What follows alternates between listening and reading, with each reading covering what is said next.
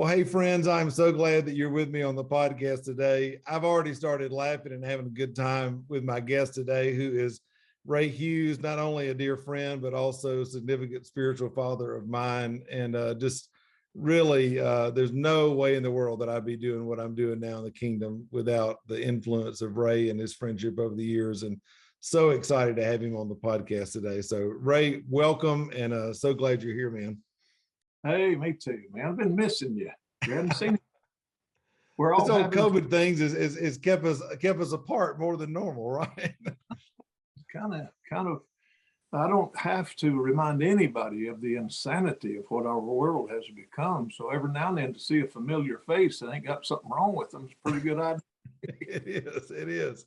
We were talking the other day. I was talking to somebody at church. I said, "Can we get back to talking about things other than our ailments?" It's like everybody's talking, well, I was a little sniffly, well, I had a fever, well, I had this. It's like, come on, this is getting crazy. Well, I'd rather have those conversations though than these where I've told somebody the other day, I said, I think we live in a day that people think a conversation and an argument is the same thing. That's the truth. That's the truth. And we all be our strength right now, and all these strong people out there.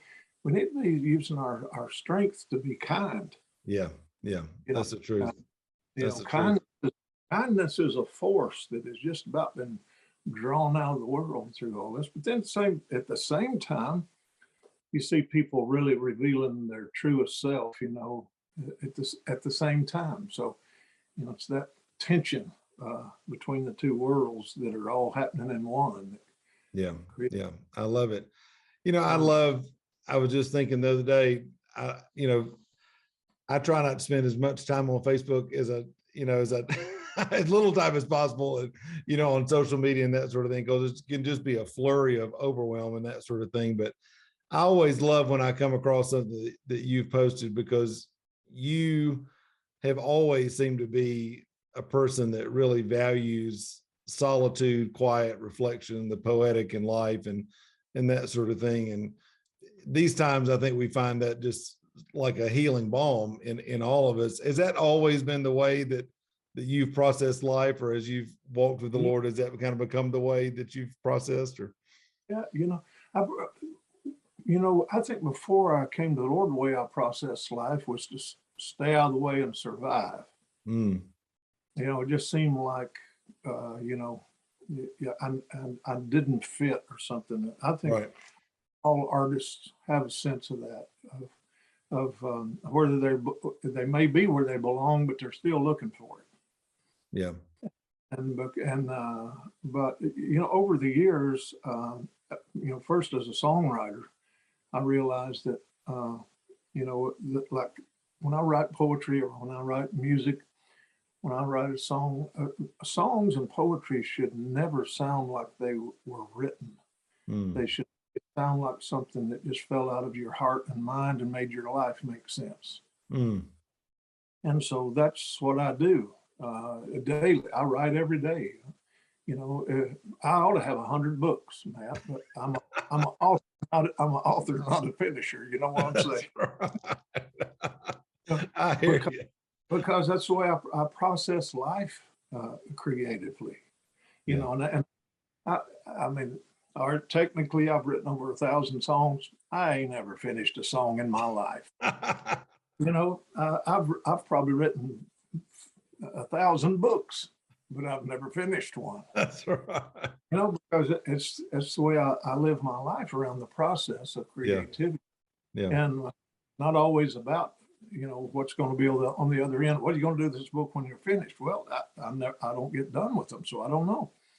And because same thing, like if an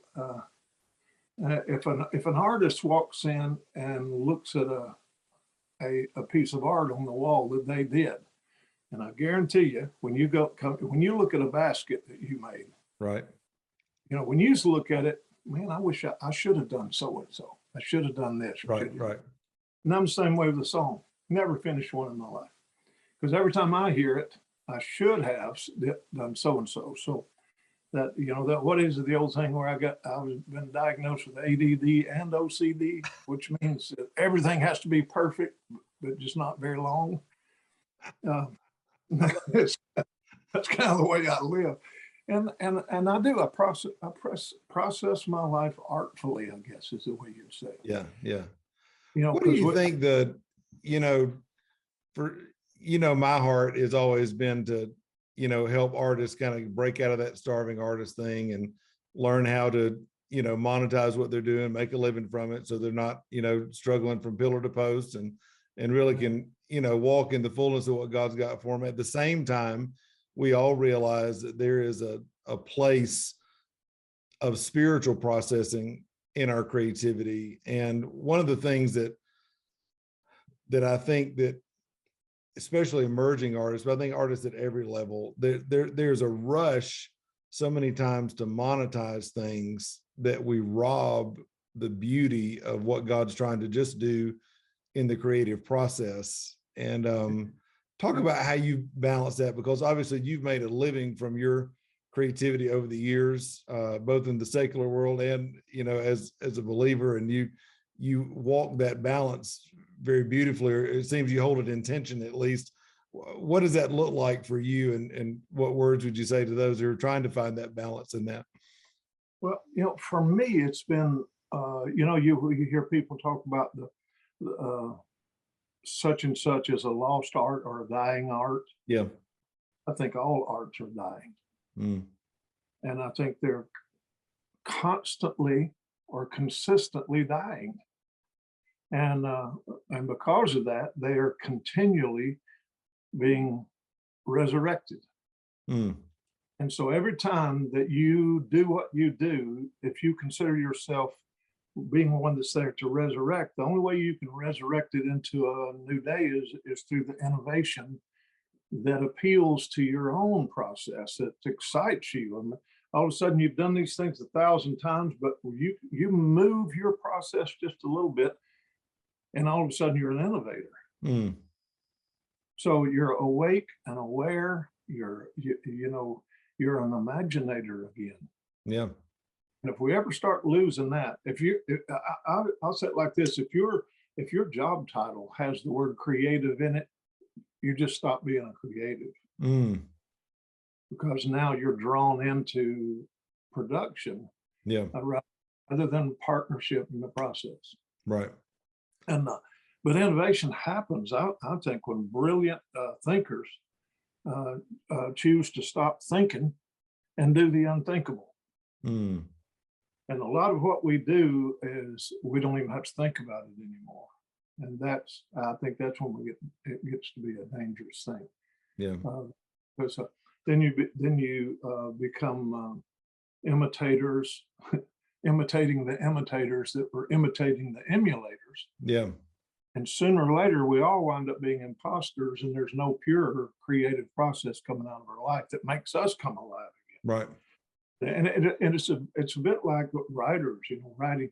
If I'm going to write words that move someone with my poetry, if I'm going to write words that move you in any way, spiritually, intellectually, emotionally, I'm going to have to be moved first.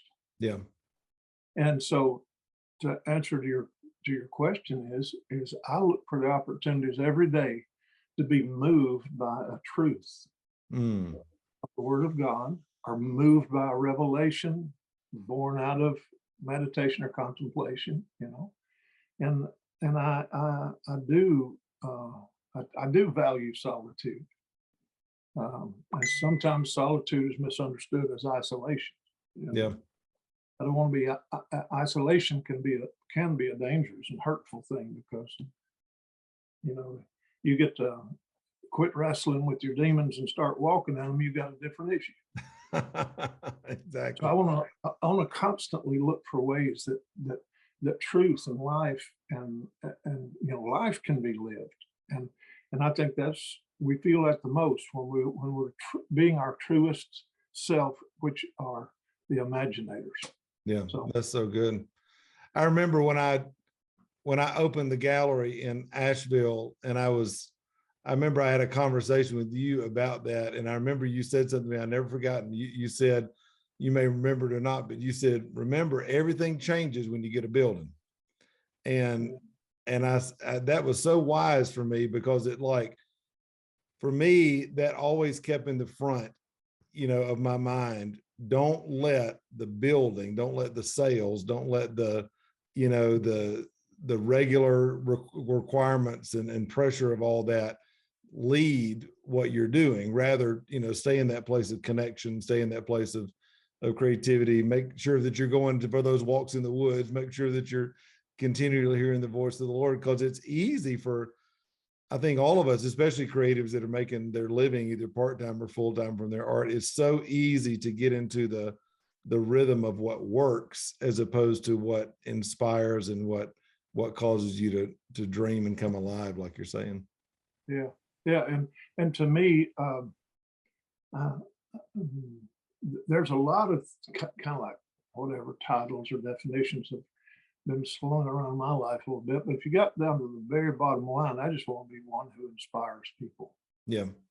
I want to be an inspiration, and I don't know if you can read it or not, but can you read that board behind me? A little bit. Yeah, there you go. I kind of keep that in front of my life all the time. That anytime I'm going to speak or do art or write poetry or write a song, anything that I'm going to do, I look for, is it going to inform, inspire, insight? What kind of insight am I going to bring to somebody's life through the creative process? And instruct. So those are kind of expected of me. I expect those to come from me. So I'm going to give myself to healthy, valuable information. If I'm going to inform, I'm going to find the things that everybody's overlooked. Yeah. As best I can. I love to find hidden wells and those deep springs somewhere in a holler that nobody knew you could drink out of. It's some richest water you can find. And then, but anyway, insight and inspire, insight and instruct, because that's what gives us the ability to impact humanity. And there's a big difference in the impact and influence. Yeah. Impact always sounds to me like it's percussive. Strong, dynamic. Right. Wow, what an impact. But influence sounds more fluid to me. That's a river that runs over time. It's not a splash in the face that can be refreshing, by the way. And that's wonderful.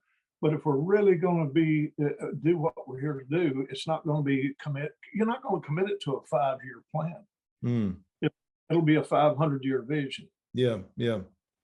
That's a very different thing. We always try to condition everybody for goals and tasks and so on. So we got to have a 5-year plan. I'm not looking for a 5-year plan.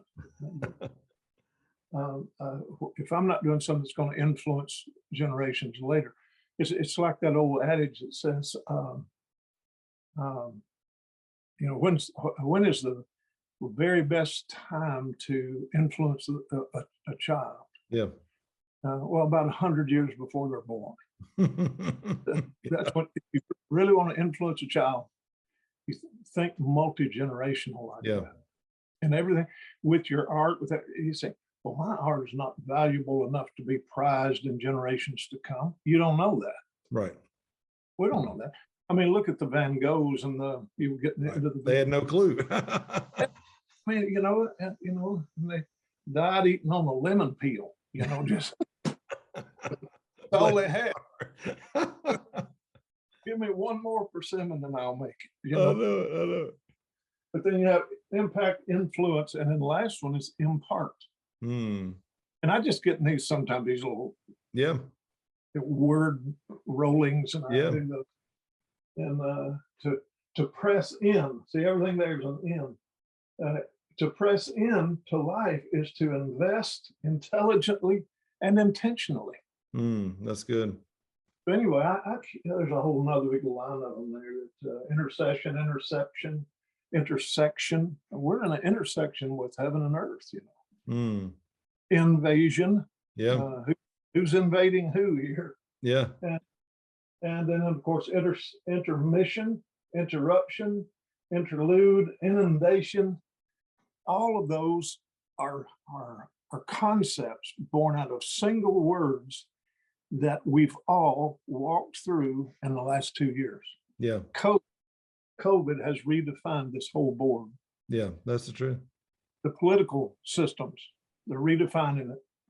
The media and what it's doing, I'll say what it's doing to the world right now. Yeah. Yeah.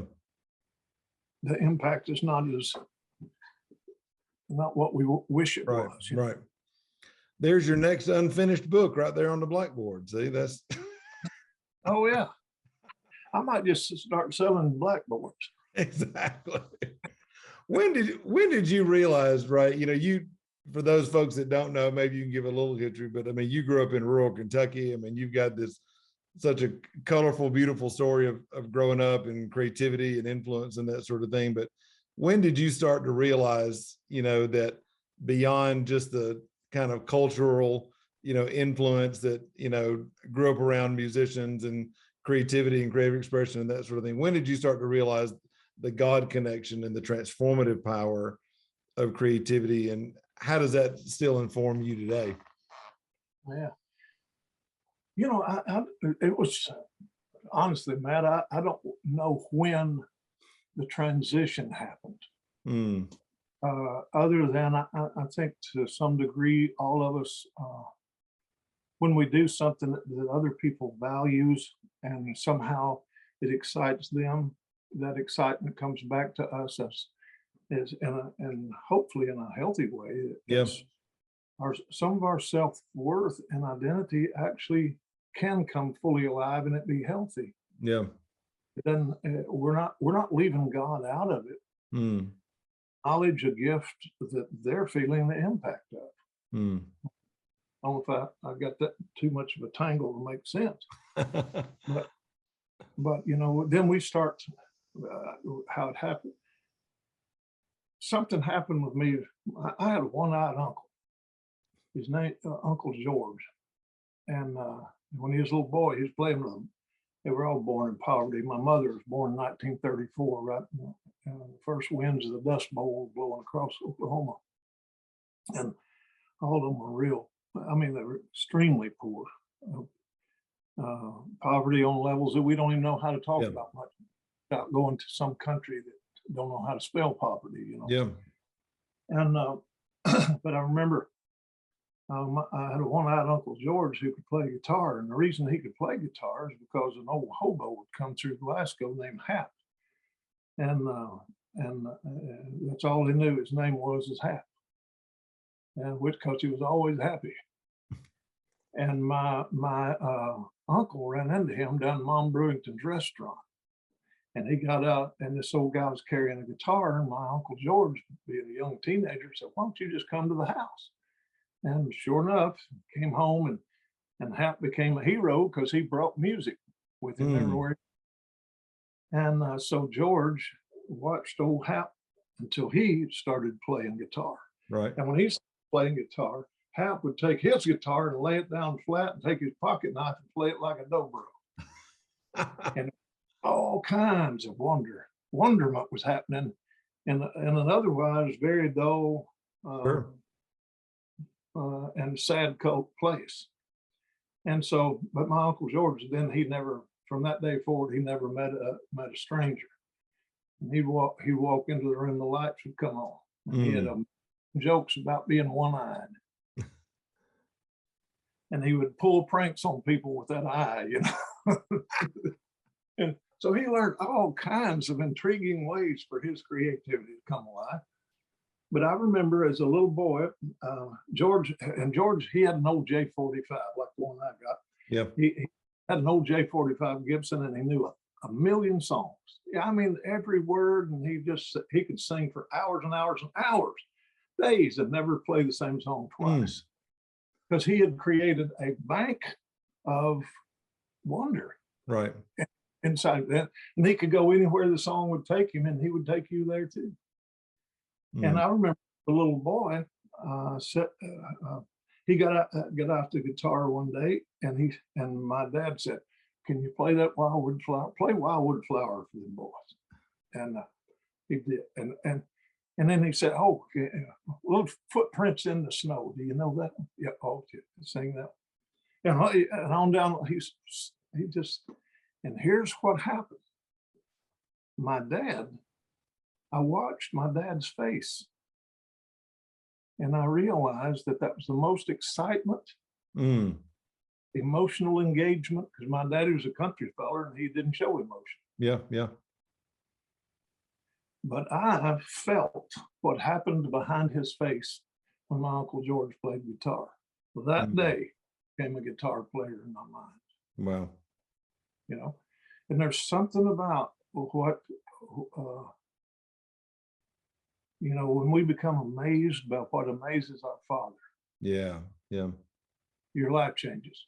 And on some level to this day, that's still the way I process creativity. And when I do it from the place that I do it and where I live now, I'm looking for the opportunity to do that one thing that is so amazing in me that I know that the Father will be as elated. Whether Yeah. I, I don't know if I'm making sense or not, but You are, and that, I always love the simplicity in which you explain things, because I think, in today's world, especially among so many believers who are coming back to their art and hearing about the power of God through the arts, and God wants to use your life and use, your unique design and all this sort of thing. There can be a lot of pressure that people feel for their creativity to be spiritual enough, or prophetic enough, or God enough, or whatever. And those are deep. I know it comes from the seed that you've sown in my life, but I'm always like telling people, just do the thing that God's put on you, because when you do that, that's where the life is. Assume that Holy Spirit's living inside of you, that you're flowing with Him, and that you're, those smiles that you see on people's faces, and that emotion that's being elicited, that's, God's using it. He's drawing you into that process. But I mean, just talk about that, because I think so many times, especially in the church, we can just overcomplicate things, and in an effort to try to make things spiritual or prophetic or whatever, we run the Lord right on out of it. Oh, well, we use religious jargon to do it. Yeah. Yeah. Because the first place we go is comparison. Yeah. You want to shut a child down, create that, shut their creativity down, create comparison into their vocabulary. Mm. Because comparison will always lead to competition. Yeah. And then here comes conflict and contention. And pretty soon, to win in this thing, we're going to have to conform to whatever those expectations are. Wow. And if they're religious expectations, oh, when so and so sings, man, now that's anointed. Right. All that is you were emotionally responding to a particular style or a voice or a persona, not Right. even necessarily the person, as much as that public mask that is their music. And Yeah. that's a good thing. That can be a wonderful thing.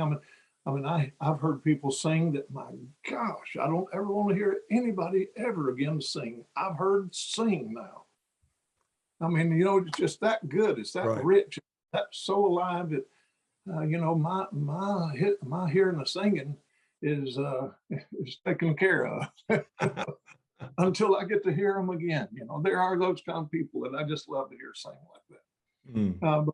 But if we create competition and conflict, then the whole creative process has been derailed. Yeah. Because now we will find ourselves conforming to something that gains us that adulation from the audience or our market or whatever. And so now we have ceased to grow creatively, because now we will compromise to make sure that need is met. Yeah. And another thing I think that really takes the life out of us is criticism. Mm. And you and I, we don't, and most of us, we don't have to be concerned about other people criticizing what we do. They're not going to criticize. If they do, they're not our tribe, and we don't care. Right. But where the criticism really takes its toll is when you criticize you and I criticize me. And, oh man, we've all done and said stupid things. Yeah. I'm good at it, and I'm experienced. But to turn that very same kind of weightiness toward ourselves, we start shutting ourselves down. Yeah. And I don't even know what the question was now, but that was a good answer. It was sure a good answer. No, I think again, just this over engineering of, I think, trying to do things out of a spiritual perspective and over engineering it as opposed to allowing the Lord to lead us and be free in that process. I mean, that's beautiful. Got some great old guitars that that sound awesome. Look at like out of the 30s and 40s. Yeah. Great pre-war stuff, amazing instruments. And when you start looking back and you realize what made them such amazing instruments, nowadays we have the technologies to do all kind of modal analysis on tones and timbres and weights and density of the finish used and what kind of glue was used to put the braces together. I mean, they'll put them in like a CAT scan machine and dissect these things down to a fine. Okay, and and then you get to the 70s, 60s, and 70s. Guitars lost their song pretty much because everybody got a hold of them, and the hippies were playing on the beach, and pretty soon their warranties were no good because of the way they were using these things, because everybody had to have a guitar, because if you had a Beatle haircut and a Beatle guitar, you could get girls. The girls would scream and you had a future. But that didn't last very long, and then all those made it their way under beds because the girls didn't scream. And they laid there all those years. Now you take those guitars out in the 60s and 70s, you realize they sound terrible. And one of the reasons they did or do is because they were overbuilt to accommodate the abuse of what they were supposed to bring. Yeah. And but you listen to those old ones, man, paper thin tops. And the whole guitar, an old D18 from the 30s might weigh 3 pounds or 4 pounds, the entire guitar. And you pick that up, you play a big old drop D on that thing, it'll blow a can. Yeah. 30 because they're full of all of this movement. Yeah. And what we wind up doing with our art again is we wind up overbuilding everything to accommodate the wrong purposes. Just build them right and play it, and you don't have warranty issues and get in return for all the work and that kind of thing. No, that's so good. We always wind up having to go back and start all over again because of somewhere we were taking shortcuts, trying to get the book done, trying to get the record out, trying to get the this. And I think one of the good things that COVID has given us is given everybody an opportunity to slow down. Yeah, yeah. And I don't jump on another airplane every other day. Yeah. So slow down and do it right and enjoy the process. Hey, my friend, it's Matt. Listen, I hope you are loving this interview as much as I loved making it, but you're starting to see there's a lot more than it's just one episode. So actually, I'm going to sign off right now, and I want you to join us on the next episode where we're going to continue this great interview with my friend, Ray Hughes. I love you, friend. Thanks for being here today. And remember, until next time, you were created to thrive. Bye.